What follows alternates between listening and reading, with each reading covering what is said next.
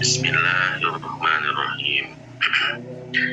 Bapak Ibu yang mulia sekalian dirahmati Allah, Assalamualaikum warahmatullahi wabarakatuh. Waalaikumsalam warahmatullahi wabarakatuh. Alhamdulillah, wassalatu wassalamu ala Rasulillah wa ala alihi wa sahbihi wa man wala.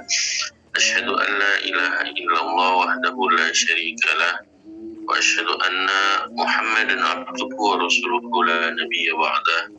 Rabbi shrah li sadri wa yassir li amri wahlul 'uqdatam min lisani yafqahu qawli, amma ba'd. Bapak Ibu yang bunda sekalian rahmat Allah, bersyukur kita pada kesempatan pagi hari ini bisa kembali bertatap wajah dan kemudian bersama di dalam majelis kajian rutin kanan setiap hari Sabtu pagi kitab At-Tibyan fi Adabi Hamalatil Quran, kitab tentang penjelasan adab-adab pengemban Al-Quran yang disusun oleh Imam Nawawi rahimahullahu ta'ala. Setelah pada kesempatan sebelumnya hampir kurang lebih 2 pekan majelis ini diliburkan berhubung kami di Sumedang di Lukman Al-Hakim Institute dan juga pondok berikut madrasah atau sekolah kedatangan tamu guru kita semua, Fadilatul Syekh Nasruddin Islam At-Tamadi, yang bertepatan dengan 2 hari Sabtu Tapi alhamdulillah kembali lagi bersyukur kita bisa kembali melanjutkan kajian insyaallah pada kesempatan pagi hari ini. Bapak Ibu yang bunda saya dirahmati Allah, kajian kita di kitab ini sampai pada bab tentang adab bagi para pengajar dan pelajar, adab bagi muallim wal muta'allim, adab bagi pengajar dan pelajar Al-Quran, di mana bab ini merupakan inti bahkan maksud dari penulis menyusunnya. Kemudian terbagi menjadi 2, yaitu bagian adab bagi pengajar, kemudian bagian adab bagi pelajar. Nah, apa kaitannya dengan kita selaku orang tua? Kita mesti mengambil ibrah atau hikmah atau pelajaran dari 2 fungsi ini, yaitu fungsi sebagai pengajar, kemudian fungsi sebagai pelajar, karena orang tua pada hukum asalnya adalah orang yang diberi beban oleh Allah Subhanahu wa Ta'ala untuk mendidik putra-putrinya dengan Islam, mendidik putra-putrinya untuk menuntut ilmu, wabil khusus ilmu agama ini. Jadi di situ kemudian posisi fungsi dari orang tua adalah sebagai pengajar. Tetapi ketika kemudian orang tua memiliki kelemahan-kelemahan, membutuhkan kemudian bantuan, dan pada ghalibnya, pada kenyataannya, memang kebanyakan orang tua kemudian menitipkan, mewakilkan urusan pendidikan pengajaran ini kepada orang-orang yang disebut pengajar, entah dalam sebutan kiai, ustadz, muallim, mudarris, di sebuah sekolah, madrasah, pesantren. Maka di sini orang tua juga berposisi dalam fungsi sebagai pelajar, karena itu 2 bagian, adab sebagai pengajar, adab sebagai pelajar ini mesti difahami oleh orang tua, ayah bunda sekalian. Nah, bagian yang pertama, mestilah bagi para pengajar itu semata-mata melakukan aktivitas pengajaran itu dalam rangka menggapai ridho Allah Subhanahu wa taala. Dan tidak mungkin ridho Allah Subhanahu wa taala itu didapat kecuali dengan mengikhlaskan aktivitas ya.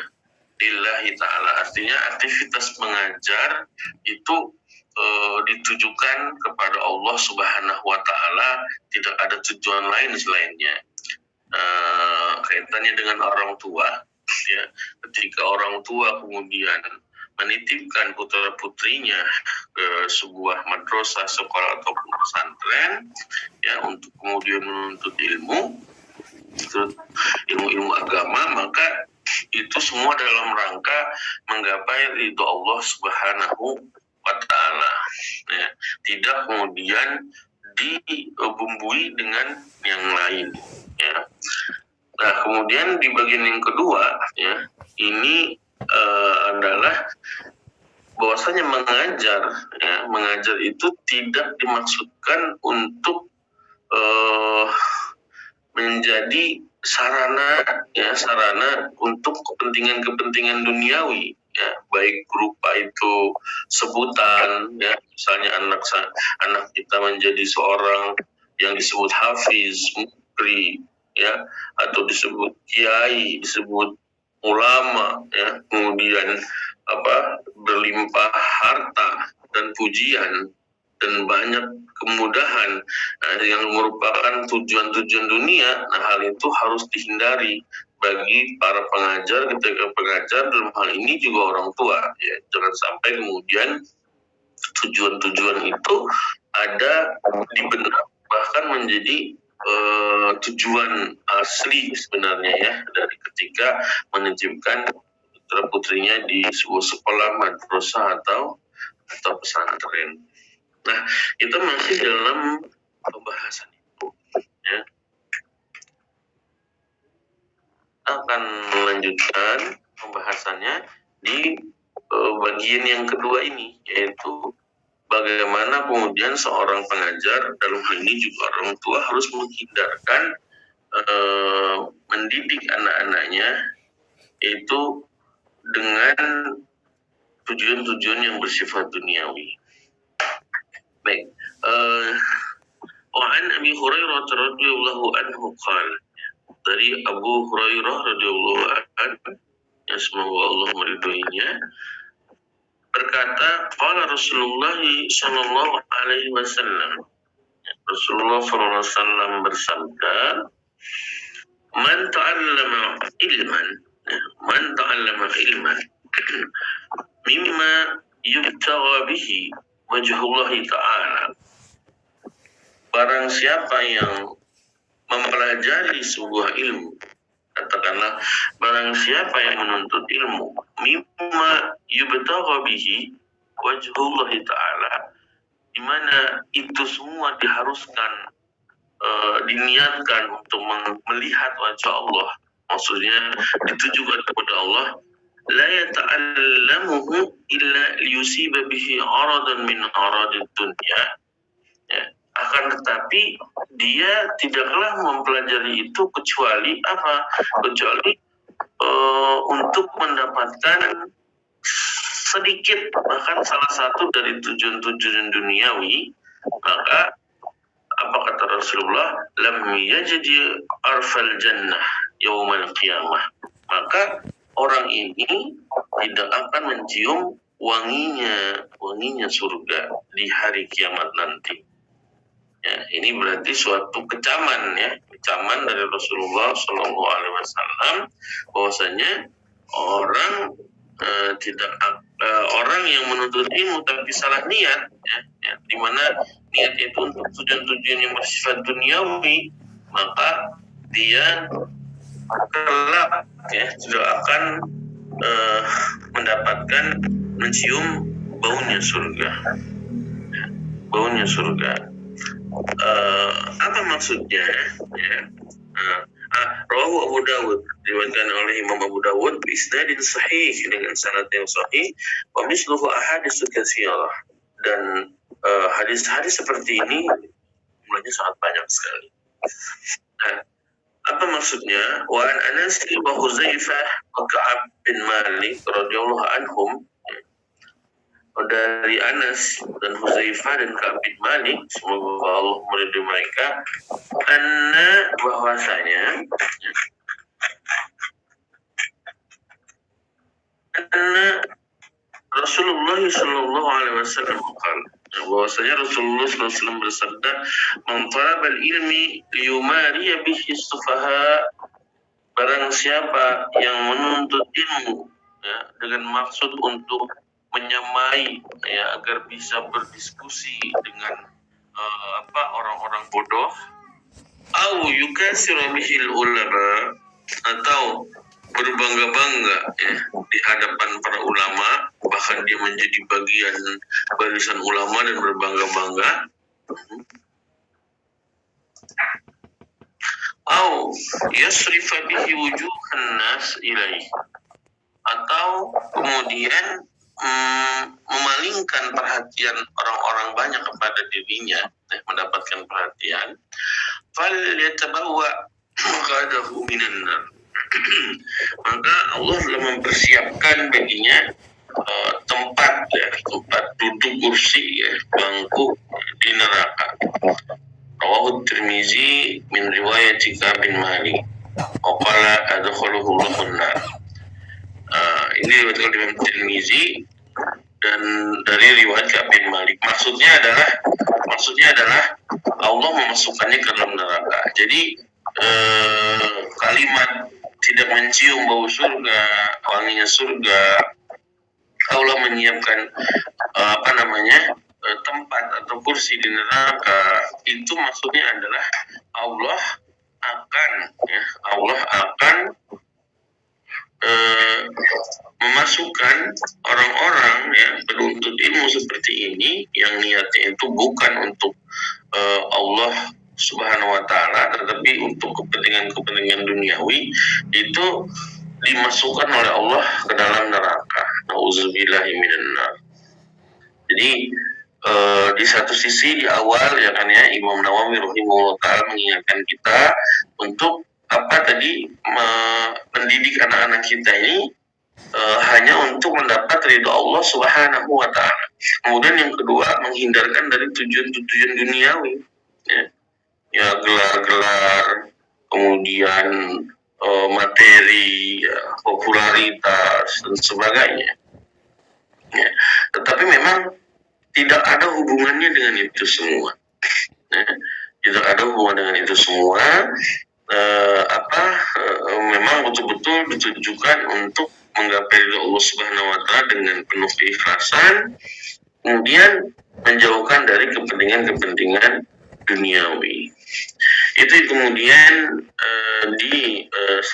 dituliskan oleh Imam Nawawi rahimahullah taala di dalam kitab At-Tibyan fi Adabi Hamalatul Quran, yang mudah-mudahan kita bisa ambil hikmahnya. Kita selaku orang tua ya, berfungsi sebagai pengajar ya, di mana tugas-tugas kita diwakilkan oleh banyak guru bagi anak-anak kita ya. Nah, sekali lagi ini mesti menjadi menjadi renungan ya, apa sebenarnya menjadi motif bagi bagi kita ya, motif bagi kita menitipkan, menyekolahkan, bahkan menitipkan anak-anak kita kepada orang-orang ya, kiai, ustadz ya, di madrasah, di sekolah ataupun di pesantren ya. Sekalipun kita di awal ya kan ya membangun sebuah motif bahwasanya ini adalah dalam rangka memenuhi perintah Allah Subhanahu wa taala bagi anak-anak kita ya, thalabul ilm ya, menuntut ilmu. Kemudian ilmu apa yang diajarkan? Tentunya yang paling prioritas adalah ilmu-ilmu agama. Dengan keyakinan bahwasanya rizki hidup mereka ini sudah ditanggung oleh Allah Subhanahu wa taala. Bahkan siapapun manusia yang ada di muka bumi ini, Allah Subhanahu wa taala telah menyiapkan bagi mereka rezeki mereka. Ya. Nah, berbeda dengan sekarang, ya, berbeda dengan sekarang, rasa-rasanya orang menuntut ilmu, ya, itu dalam rangka justru untuk lebih banyak kepentingan duniawi, ya, untuk menjadi A agar bisa bekerja berprofesi sebagai A karena kemudian perspektif gajinya itu besar, mensejahterakan, ya.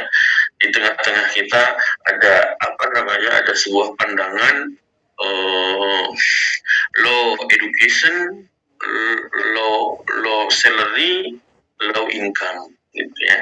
Jadi pendidikan yang rendah, ya, kemudian menghasilkan gaji yang rendah, menghasilkan kesejahteraan yang rendah, ya. Jadi ada kaitan, ya, sehingga kemudian orang, ya kan, ya, demi sebuah ijazah kemudian bisa saja mengorbankan organ tubuhnya, ya kan, ya, jual ini jual itu demi kemudian keberlangsungan hidup mereka, ya. Nah, ini sebuah keniscayaan, ya, di dalam kehidupan hegemoni kapitalisme seperti sekarang ini. Tetapi kita sebagai seorang muslim yang sadar, orang tua yang sadar, menandaskan ini semua karena dalam rangka memenuhi perintah Allah Subhanahu wa taala. Bahkan kita memberikan perhatian yang besar, ya. Coba ini ada sebuah renungan, ya. Sebuah renungan dari apa yang disampaikan oleh ulama besar dahulu yang bernama Sufyan As-Tsauri rahimahullah. Beliau berkata, saya nukilkan, yang bagi lirrajuli ay yukriha waladahu 'alal ilmi fa innahu mas'ulun anhu. Ya. Ini kata-kata beliau ada di dalam kitab Syiaru A'lam An-Nubala, ya, An-Nubala. Kitabnya cukup tebal, berjus-jus tentang biografi para ulama, ya. Beliau mengatakan yang bagi lirrajuli ay yukriha waladahu 'alal ilmi fa innahu mas'ulun anhu. Apa katanya? Hendaklah seorang ayah, ya, hendaklah seorang ayah sudah semestinya yukriha waladahu, memaksa anaknya, lagi memaksa anaknya alal ilmi, untuk menuntut ilmu, tentunya yang paling prioritas adalah ilmu agama, ya. Fa innahu mas'ulun anhu, karena dia akan dimintai pertanggungjawaban tentang hal ini. Jadi kita mesti melaksanakan tugas kita sebagai orang tua, wabil khusus ayah ini, ya, sebagai koam, ya, untuk memastikan istri berikut putra putrinya ini menuntut ilmu, ya. Hatta tadi, ya, yukriha waladahu, memaksa. Nah, tinggal nanti kita harus mendetilkan pemaksaan ini seperti apa, ya. Itu mungkin hikmah, ya, dibalik kemudian Rasulullah SAW mengajarkan kepada kita boleh, ya, boleh memukul, ya, boleh memukul, tapi dengan pukulan yang tidak menzolimi, ya, pukulan pendidik.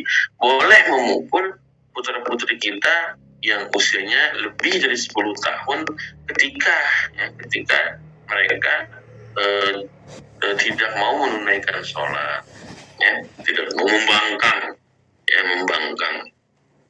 karena pembangkangan itu simbol dari pembangkangan kepada Allah dan uququl walidain, ya, dan kemudian melawan arahan dari orang tua. Nah, sekali lagi, hatta kemudian bentuk keseriusan kita, ya, agar kemudian anak ini belajar agama dengan cara dalam tanda kutip memaksakan. Tinggal nanti kita mau memantau terus tumbuh kembangnya, ya kan, ya, tentang apakah dia cocok, ya, apakah selama ini dia belajar sesuai dengan kadarnya, apakah dia sudah belajar dengan, mohon maaf nih, dengan guru-guru yang itu cara mengajarnya sudah benar, lingkungannya itu sudah sesuai, kemudian macam-macam, ya, banyak hal yang dipertimbangkan. Tetapi terpenting itu adalah bagaimana semuanya berpikir ya, baik ayah, bunda, ya orang tuanya, orang tua nasab, maupun orang tua mereka di sekolah, di madrasah, atau di pesantren berpikir bagaimana kemudian anak ini kemudian terus berada di dalam sebuah manhaj pendidikan yang itu memprioritaskan pendidikan agama di saat dini, ya, di saat dini. Nah, itu ya bahasan kita yang kedua. Bagus sekali yang dirahmati Allah Subhanahu wa taala.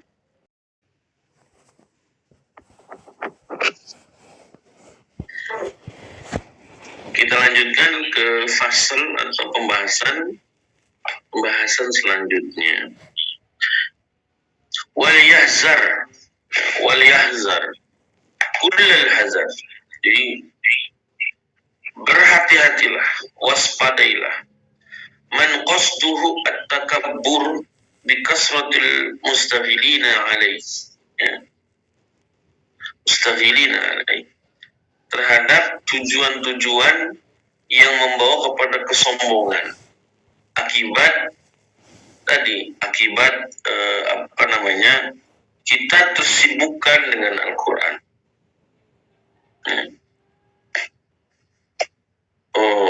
Man qasduhu at-takabbur bi kasratil mustaghilina alaih wal mukhtalifina alaih, dan orang-orang yang datang kepadanya silih berganti. Ya. Jadi bagi pengajar Al-Quran itu hati-hati dari sifat takabur atau sombong, ya, sombong karena keberadaan orang-orang yang belajar kepadanya dan silih berganti. Nah, ini artinya punya banyak santri, ya, kemudian merasa dibutuhkan. Ini sifat yang harus dijauhkan dari sosok pengajar. Wal yahzar man qira'atu ashabihi ala ghairihi mimman yuntafa'u bih. Kemudian hati-hati juga, ya, kepada tidak menyukai orang yang belajar Al-Quran kepada orang lain, ya, kepada guru yang lain. Ya. Tiga, satu, mewaspadai sifat sombong karena keberadaan orang yang belajar kepadanya. Kedua, banyaknya orang silih berganti belajar kepadanya. Yang ketiga, tidak suka kalau kemudian ada orang belajar kepada orang lain. Dikatakan wa hazihi musibatun yubtala biha ba'dul muallimin al-jahili. Ya. Inilah sebuah musibah, ya, yang menimpa sebagian para pengajar, ya, yang bodoh, disampaikan oleh Imam Nawawi rahimahullah ta'ala. Ini ciri pengajar yang bodoh, ya. Wahya dalalatun bayyinah, ya. Dan ini adalah bukti yang sangat jelas, ya, min sahibiha ala su'i niyatih wa fasadid tawiyatih. Ini bukti yang nyata, ya, salahnya niat, buruknya niat, dan buruknya niat dan buruknya keberadaan hatinya. Jadi sudah batinnya jelek, niatnya juga jelek. Ya. Nah, jadi seperti itu, ya. Bal hiya hujjatun qati'atun ala adami iradatihi bi ta'limihi wajhallahil karim. Dan ini merupakan hujjah yang kuat juga, ya. Bukti yang nyata, hujjah yang kuat, tidak adanya keinginan, tidak adanya niatan mengajar untuk mengejar tujuan-tujuan lillahi ta'ala, ya, tujuan-tujuan lillahi ta'ala. Fa innahu law arada Allah ta'ala bi ta'limihi, ya, seandainya dia memang mengajar untuk niat lillahi ta'ala, lama kariha dzalik, dia nggak mungkin memiliki perasaan atau kemudian hal-hal yang seperti tadi, ya, sombong, berbangga karena banyaknya santri, saya ini adalah guru yang langka, yang kan, di antara kalian gak ada yang bisa mengajarkan Al-Quran seperti saya, ya, kemudian tidak menyukai kalau misalnya ada santri yang itu belajar dengan yang lain, ya, itu tadi menandakan ini bukti yang nyata, petunjuk yang nyata, hujah yang kuat, ini nggak benar niat si pengajar ini. Ya, balqala li nafsi ana aradtu ta'ah bi ta'limihi wa qad hasalat wa huwa qasad bi qiraati ala ghairi ziyadati ilm fala asba alaihi. Ya, maka dikatakan, ya, dia mengatakan kepada dirinya sendiri, aku menginginkan ketaatan dengan apa yang aku ajarkan. Ya. Waqad hasalat, dan aku sudah melakukan. Wa huwa qasada bi qiraati ala ghairi ziyadati ilm. Nah, di mana kemudian dia, ya, bertujuan mengajarkan tanpa ada orang belajar untuk menambah keilmuannya. Fala adba alaih. Padahal itu adalah tidak salah, ya, tidak ada salahnya sedikit pun. Ya. Jadi harusnya seorang pengajar itu berkata kepada dirinya, berqala li nafsi ana aratu at-ta'ah bi ta'limi, ya, aku melakukan ini karena ketaatan, ya, waqad hasalat, dan aku sudah melakukannya. Wa huwa qasada bi qiraati, sekalipun dia belajar, ya, ala ghairi, bukan kepadaku, ziyadata ilmin, sebagai tambahan ilmu, fala'at ba'alai, maka itu tidak ada salahnya. Ya. Jadi kalau misalnya ada kiai, ustadz yang tidak senang kalau misalnya tidak mau, bukan tidak senang. Kalau tidak senang itu manusiawi, ya. Tidak mau muridnya, santrinya itu melarang santrinya pindah guru atau pindah madrasah, pindah pesantren, ini terlarang. Makanya sering Al-Fakir saya sampaikan, ya kan, ya. Ya, kami itu para pengasuh pondok pesantren, para guru-gurunya, ya, termasuk, ya, di guru-guru sekolah, guru-guru madrasah Al-Quran, itu terlarang untuk menahan seorang santri ketika orang tuanya menginginkan putrinya itu pindah pesantren atau pindah sekolah, pindah madrasah, itu nggak bisa. Ya, itu di satu sisi, karena menginginkan menahan itu bagian dari itu menunjukkan buruknya niat, dan buruknya kondisi kejiwaan seorang pengajar, dan ini menjadi hujah yang qat'i bahwasanya dia mengajar itu bukan lillahi ta'ala, bukan karena niatan lillahi ta'ala. Itu di satu sisi, ya.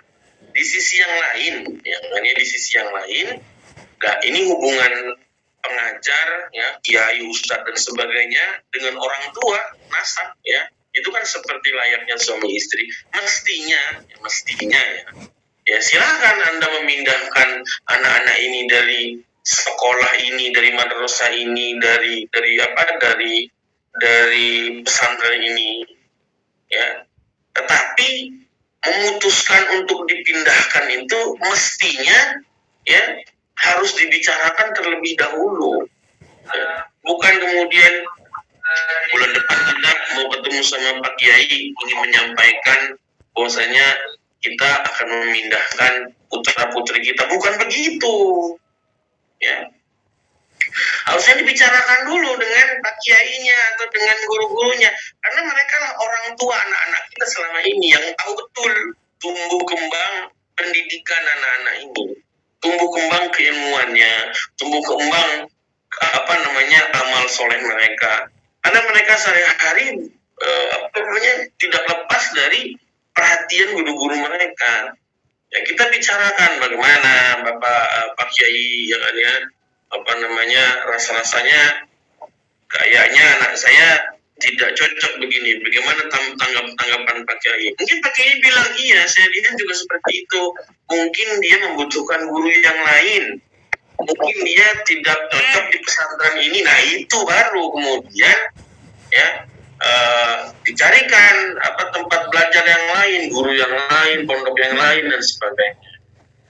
Ya, atau mungkin kayaknya dia lambat untuk kemudian menghafalkan Al-Quran. Mungkin dia harus belajar ilmu agama bidang yang lain, entah itu bahasa Arab dan sebagainya. Ya, nah, karena itu di pesantren itu ya, termasuk yang dilakukan oleh Luqman Al-Hakim Institute itu betul-betul mengamati, terutama sampai usia 15 tahun ya, betul tidak ya. Dia ini betul bisa kemudian bisa kuat dalam menghafalkan Al-Quran. Karena itu ada tahapan-tahapannya, ada tahapan identifikasi, ada tahapan validasi. Kemudian valid ini anak punya kadar untuk menjadi penghafal Quran, maka dia masuk tahapan akselerasi. Kalau kemudian dia tidak sanggup, kita harus memberi layanan yang lain. Mungkin ditekankan bahasa Arabnya, tafsirnya, dengan targetan hafalan Quran mungkin segini juz. Ini agar kemudian mereka bisa bisa terlayani sesuai dengan kadarnya. Atau biiznillah mungkin dia akan hafal Quran di usia setelah 20 tahun atau mungkin bahkan setelah 30 tahun. Nah, kalau kemudian hafalan Quran ini menjadi tujuan, ya, pokoknya harus ngapalin Quran, 18 tahun belum juga, 20 tahun belum juga, 25 tahun belum juga, pokoknya jangan keluar dari pondok ini sampai hafal Quran. Sehingga kemudian ilmu-ilmu lain tidak diabaikan. Ya, padahal dari Al-Quran ini yang terpenting itu kan pemahaman, pengamalan, ya, kemahiran dalam membaca. Ya, hafal Quran tapi dengan bacaan yang cacat kan itu tidak bagus. Ya, nah, apalagi kemudian tidak ada usaha-usaha untuk memperbaiki bacaan itu. Nah, ini yang harus kita pikirkan. Ya, jadi kami itu ya, para pengasuh pondok itu dilarang gitu.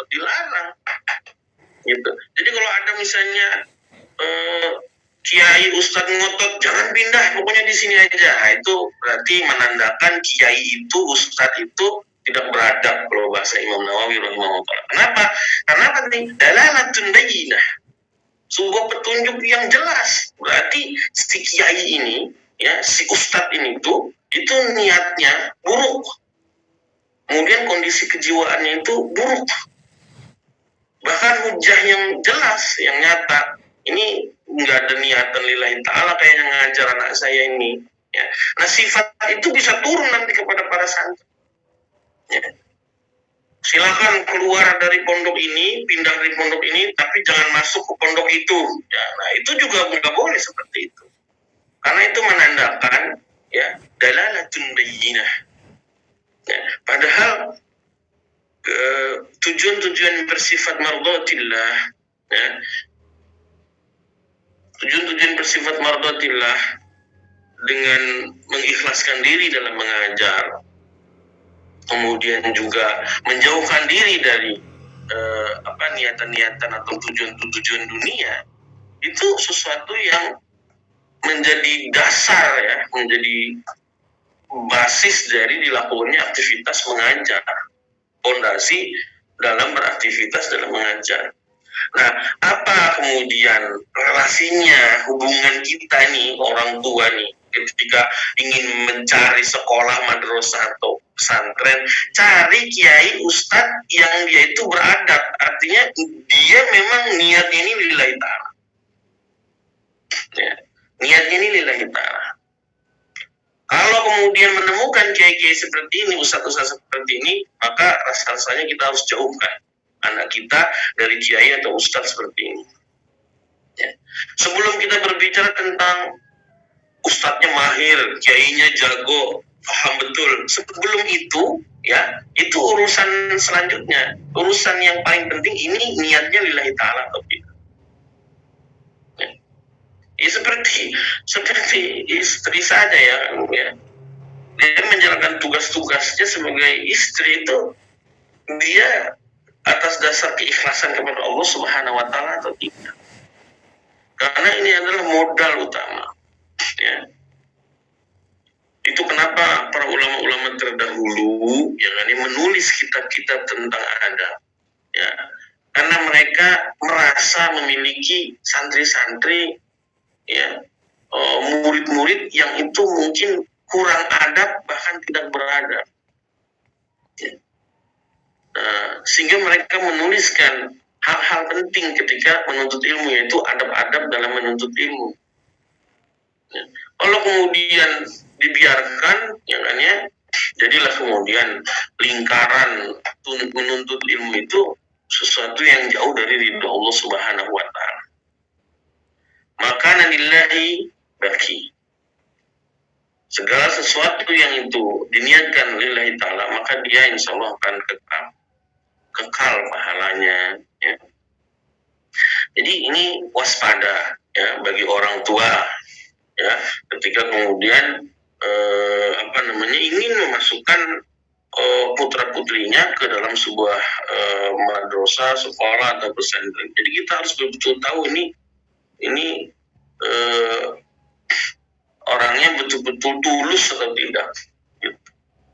Nah, bagaimana cara kita mengetahui, ya, keikhlasan atau ketulusan, ya, seorang kiai? Ya, tawadhu, ya. Dia tidak berani kemudian membandingkan, dia tidak mengatakan bahwasanya saya adalah terbaik, lembaga ini adalah lembaga yang terbaik. Justru yang dilakukan, lembaga ini penuh dengan kekurangan. Ayo sama-sama kita evaluasi. Ya, mungkin cara mengajar abad lalu A, abad sekarang B. Ya, mencari uslub-uslub, ya, agar kemudian belajarnya optimal. Dia juga nggak mengatakan udah gak usah belajar yang lain, belajar saja ini, nggak merendahkan orang lain. Ya, udah nggak perlu belajar matematika, nggak perlu belajar bahasa Inggris, nggak perlu belajar fisika. Udah belajar itu di pesantren. Kalau belajar agama ya harus di pesantren, nggak perlu di madrasah ibtidaiyah, sanawiyah, aliyah, UIN, nggak perlu. Itu nggak boleh seperti itu. Karena ada banyak pintu, ya, hidayah Allah, ilmu Allah itu masuk dengan dari banyak pintu dan banyak uslub. Ya. Jadi mesti berhati-hati, ya, karena ini penting, ya. Jangan kemudian merendahkan kiai lain, ustadz yang lain, lembaga yang lain, ya, atau bahkan uslub-uslub belajar yang lain, ya. Nah, ngapain kita belajar bahasa Arab pakai laptop? Ya harus pakai kitab kuningnya dong. Kenapa itu pesantrennya kok kitabnya putih semua? Kok nggak ada kitab kuningnya? Nah, ini ciri-ciri ini, ya, ciri-ciri yang bisa membawa pada takabur, gitu. Karena yang penting itu adalah justru sebenarnya adalah thoriqoh, ya, metode mengajarnya itu sebenarnya penting. Apakah memfungsikan unsur-unsur akal. Kemudian tujuan itu tadi, ya, bagi yang paham, ya, tujuan ini semua adalah bagaimana mewujudkan kepribadian Islam bagi peserta didik, kepribadian Islam bagi santri, bagi siswa, ya. Wah, di sana lembaga pendidikannya aja dipanggilnya siswa, bukan santri. Bagaimana mungkin bisa menguasai ilmu agama? Itu kan konyol, ya. Itu hanya karena masalah sebutan saja. Oh, di sini kan, yang namanya pesantren itu harus, yang namanya menuntut ilmu itu harus pakai sarung semua, nggak perlu pakai celana panjang. Ini juga kan konyol, gitu. Ya. Jadi merendahkan uslub-uslub ustadz atau kiai yang lain, ini jangan sampai kemudian ada di benak pengajar apapun sebutannya. Justru yang terpenting bagaimana memastikan ini ya peserta didik apapun sebutannya ini berkepribadian Islam. Kepribadian Islam menjadi tujuan ya, dengan indikator-indikator amalan yang soleh tadi, niat yang ikhlas, semangat menuntut ilmu, semangat beribadah, semangat berdakwah ya. Bahkan dakwah ini kemudian menjadi prioritas. Untuk apa seorang manusia itu sekarang dikeluarkan di abad ke-21 ini untuk apa? Yaitu dalam rangka berdakwah liistina fil hayatul islamiyah, melanjutkan kehidupan Islam gitu. Loh kenapa di situ belajar kitabnya kok cuma Safinah aja? Kapan belajar takrib? Kapan belajar ikhna? Kapan belajar muhazzab?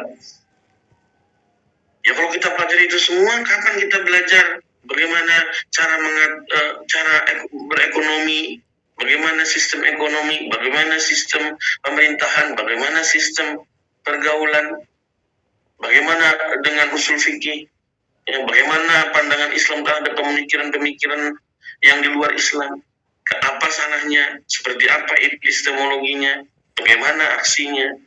Nah itu semua harus kita ajarkan di abad ke-21 ini, di mana kaum muslimin di satu sisi meninggalkan kehidupan Islam, di sisi yang lain sedang dalam hegemoni kapitalisme. Ya, jadi ini penting ya bagi orang tua jangan melihat sekedar popularitas saja. Dia ini sebelum jago bahasa Arab, sebelum banyak hafalan, ini niatnya dulu yang harus kemudian kita harus tahu. Karena itu bisa jadi akan turun kepada anak-anak.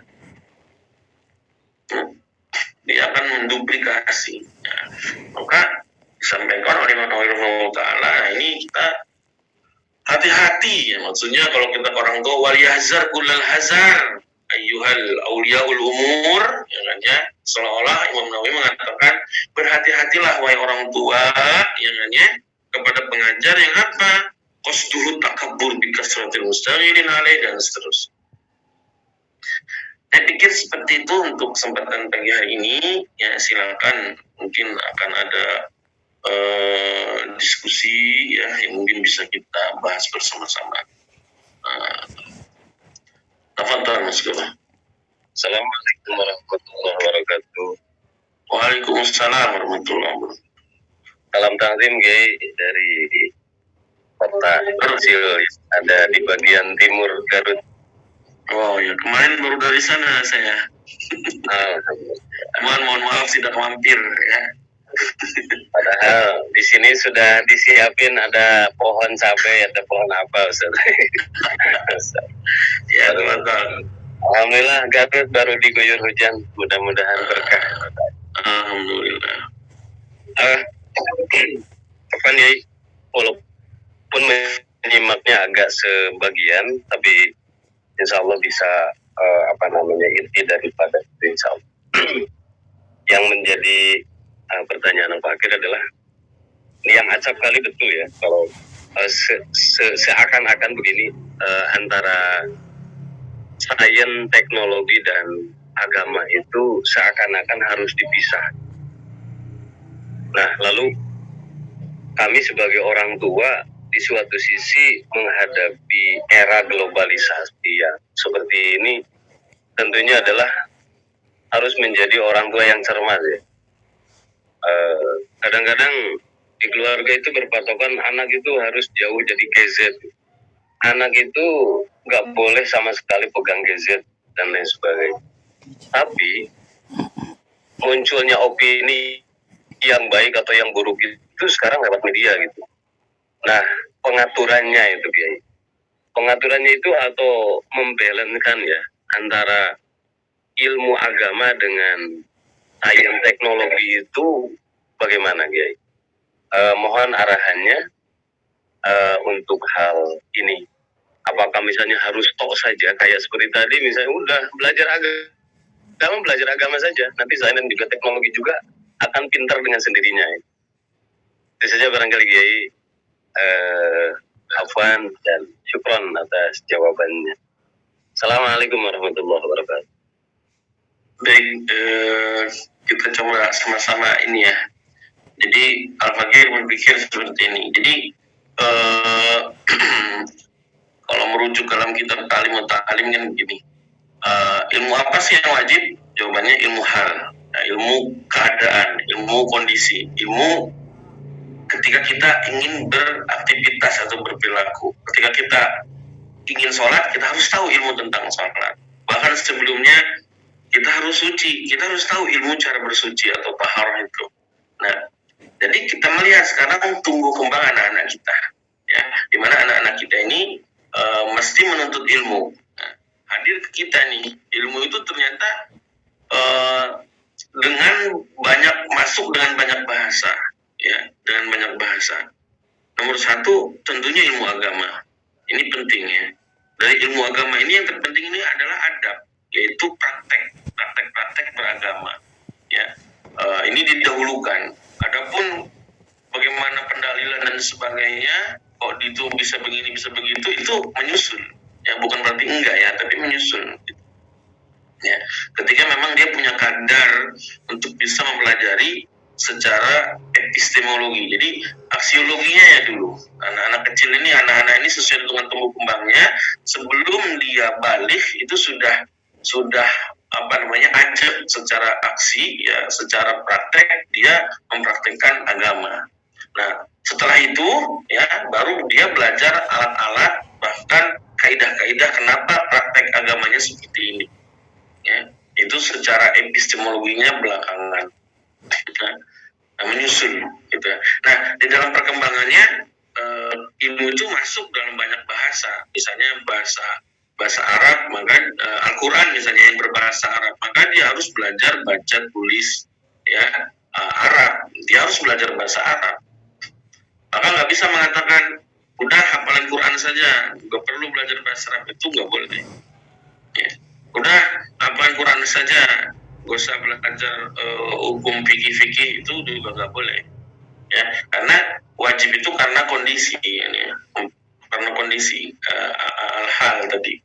Kemudian ilmu itu datang juga dengan bahasa yang lain, misalnya bahasa Indonesia, di mana bahasa Indonesia itu ditampilkan dengan kalimat disimbolkan dengan huruf-huruf Latin. Berarti dia wajib belajar baca tulis Latin, ya, agar kemudian dia bisa menuntut ilmu, di sana bisa mendapatkan banyak pemahaman yang itu membentuk pola pikir dan pola sikap dia, bahkan bisa mengakselerasi, ya, mengoptimalkan potensi yang diberikan Allah Subhanahu Wa Taala. Termasuk juga misalnya ilmu itu datang dengan bahasa Inggris, misalnya.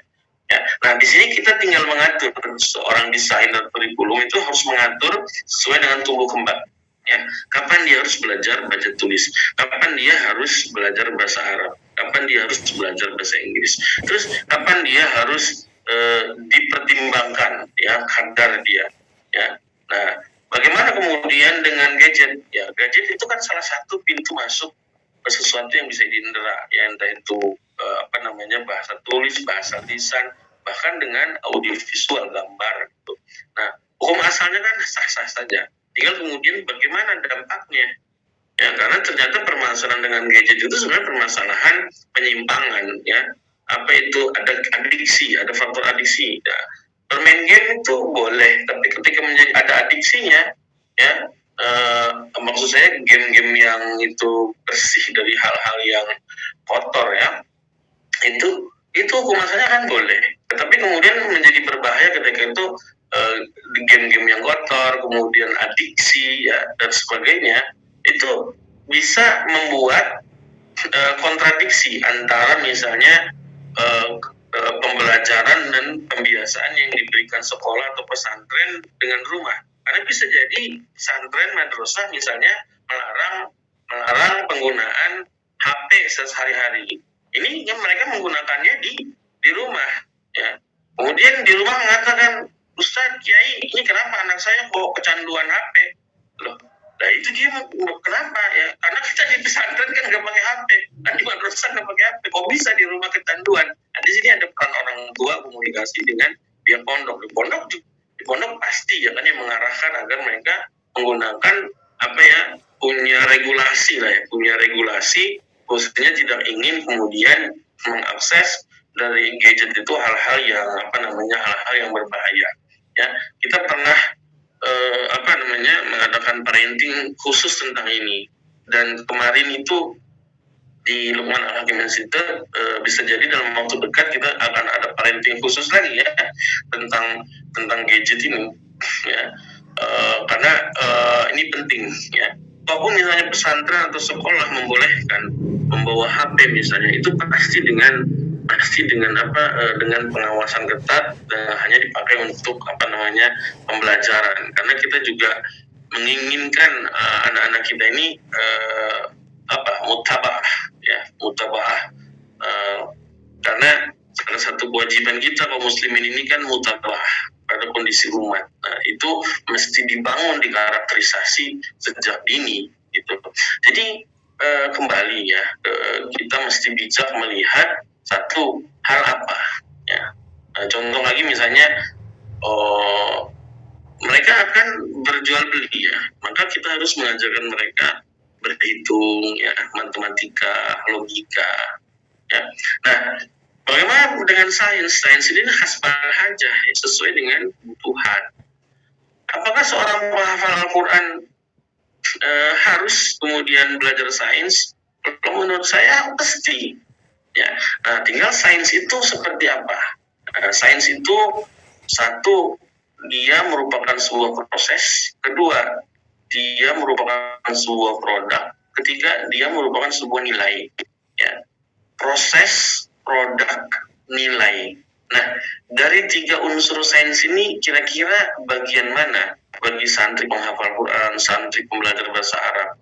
Ya, yang terpenting itu adalah nilai, bukan proses. Ya, karena kalau proses dia akan melakukan riset yang begitu detil, yang membutuhkan waktu berjam-jam, yang akan mengalihkan perhatiannya daripada prioritas pembelajaran Al-Quran. Jadi ini bisa nanti ya di dalam kitab Usus Ta'limil Manhaji fi Dawlatil Khilafah ya, pelajaran sains itu nanti sifatnya eksperimental, tapi bentuknya, pelaksanaannya itu sesuai dengan kadar tumbuh kembang dia. Nah, umumnya itu di atas 15 tahun. Ya, umumnya itu di atas 15 tahun, itu kegiatan-kegiatan yang bersifat inquiry, pencarian itu menjadi penting. Ya. Kemudian yang kedua adalah produk berupa teori, hukum, postulat dan sebagainya. Itu juga bukan ranah bagi santri ya, pembelajar agama. Ya. Nah, yang penting itu dari sains itu buat mereka ini adalah nilai, ya, karakter, ya, karakter berpikir ilmiah, scientific approach. Gitu. Jadi sadar fakta gitu. Contoh misalnya bumi ini bulat apa datar? Gitu. Di Al-Quran kan datar, sedangkan foto teleskop Hubble itu bulat misalnya seperti itu. Jadi seorang santri mesti sadar fakta ya, bahwasanya ya kita berhukum kepada fakta atau kepada nas-nas. Ternyata di dalam nas-nas tidak semua ulama mengatakan bumi itu datar. Banyak juga yang mengatakan bumi itu bulat gitu. Ada istilah indal ulama mufassirin misalnya. Jadi kita menginginkan santri-santri itu yang literat ya. Contoh misalnya ya, kita dan itu sangat bagus, itu punya kelebihan. Contoh misalnya Syekh Abdul Qadim Zalum ya, itu punya karya di ijtihad beliau tentang hukum cloning ya, tentang dan macam-macam, tentang hukum robat, hukum cloning dan sebagainya. Begitu juga Syekh Atta bin Khalil Abu Rastah ya, yang sangat literat dengan sains, sehingga kemudian ketika umat bertanya itu memberikan fakta yang itu memberikan jawaban yang itu sangat memuaskan. Nah, itu bermodal literat. Jadi terkait dengan sains ini adalah literasinya yang itu yang penting. Nah, adapun teknologi dan rekayasa itu justru diarahkan untuk mengoptimalkan fungsi mereka ini sebagai santri itu apa, yaitu sebagai dai gitu ya. Jadi mengoptimalkan teknologi dan bentuk rekayasa IT ya, atau kemudian rekayasa AI ya, kecerdasan buatan ini untuk mengoptimalisasi dakwah gitu. Maka nanti jangan kaget, ini kemarin pesantrennya melarang HP, sekarang kan membolehkan. Mungkin guru-gurunya sedang berpikir, ya selama ini kita mengajarkan ini, tapi kita harus bagaimana anak-anak ini dilatih kemudian berdakwah di sosial media. Itu menjadi penting, ya. Kita juga jangan paranoid gitu ya. Tapi itu seiring dengan kematuran mereka meregulasi tindakan mereka. Seperti itu. Ini waktu sudah jam 6:08. Oh, ini ada mungkin begitu, wallahu a'lam bishawab. Silakan, ini ada yang raise hand, Ummu Khadijah, anak tangguh baik papan kayaknya ya. Yes, silakan. Warahmatullahi wabarakatuh. Waalaikumsalam. Ustaz izin bertanya, begini, bagaimana kalau sekarang itu terkadang ada orang tua yang menyekolahkan anaknya dengan tujuan agar nanti anaknya itu bisa bekerja, bisa mendapatkan pekerjaan yang bagus ya. Dan ini juga didukung oleh sistem saat ini ya, yang hanya orientasinya adalah materi gitu. Nah, sebagaimana tadi disampaikan di dalam surah Asy-Syura ya ayat 20 yang menghendaki keuntungan di dunia. Apakah ini termasuk, Ustaz? Itu saja, Ustaz. Assalamualaikum warahmatullahi wabarakatuh. Ya, orang bekerja itu motifnya juga beda-beda ya. Ada yang, ini pertama kita berkait dengan kuwatul amal, motif beramal ya. Ada yang sifatnya madiyah, materi, ada yang bersifat ruhiyah. Seorang muslim yang baik, dia bekerja karena perintah Allah Subhanahu wa Ta'ala. Ada dosa yang tidak bisa dihapus kecuali dengan bekerja. Nah, pada faktanya orang yang sekolahan lulus S1, S2, S3 banyak yang nggak bekerja ya. Kenapa? Dia seolah-olah kuah itu hanya kuah madiyah. Seandainya dia seorang yang soleh, ya kan, dia pasti akan bekerja apa saja, ya, selama itu halal. Nama dalam rangka memenuhi perintah Allah Subhanahu Wa Taala. Kemudian yang ketiga, ketika bekerja dia harus terampil, ya, dia harus terampil karena ini penting, ya. Kalau kemudian menyekolahkan anak itu sebenarnya tidak salah, ya, mubah saja di sekolah formal itu mubah. Cuman yang menjadi pertanyaannya, dia akan optimal tidak terbentuk kepribadian Islam, ya, karena kalau terbentuk kepribadian Islam dia pasti akan bekerja dalam rangka memenuhi perintah Allah Subhanahu Wa Taala, gitu. Karena pada faktanya orang yang sekolah di sekolah formal pun sampai perguruan tinggi S1, S2, S3 sampai kemudian memiliki sertifikat profesi dokter, dokter spesialis sebagainya, bisa jadi dia tidak memiliki pekerjaan. Satu, tidak mau bekerja, kedua, tidak memiliki pekerjaan karena tidak ada lapangan pekerjaan. Begitu. Tetapi orang yang berkepribadian Islam, ya, dengan pemahaman Islam, dia akan bekerja tidak mengkaitkan pekerjaan dengan latar belakang pendidikan. Ya, seperti itu. Saya seorang dokter tapi jualan bakso, is the problem, gitu. Kemudian ilmu kedokterannya dia manfaatkan untuk membantu orang-orang yang mengobati tanpa biaya misalnya, seperti itu. Nah, jadi menyekolahkan dimanapun nggak salah, tapi optimal tidak. Untuk membentuk kepribadian Islam itu tidak. Kalau sekolahnya kurikulum sekuler, pasti akan susah, gitu. Ya, pasti akan susah, tidak kreatif, ya, menghadapi medan kehidupan. Ini kita diingatkan 1 menit lagi akan close. Ya, mungkin kita cukupkan ya untuk pertemuan hari ini. Mudah-mudahan Allah Subhanahu Wa Taala mempertemukan kembali di pekan depan. Kita cukupkan. Barakallahu li wa lakum. Subhanallah wa bihamdika asyhadu an la ilaha illa anta astaghfiruka wa atubu ilaik. Assalamualaikum warahmatullahi wabarakatuh. Waalaikumsalam warahmatullahi wabarakatuh.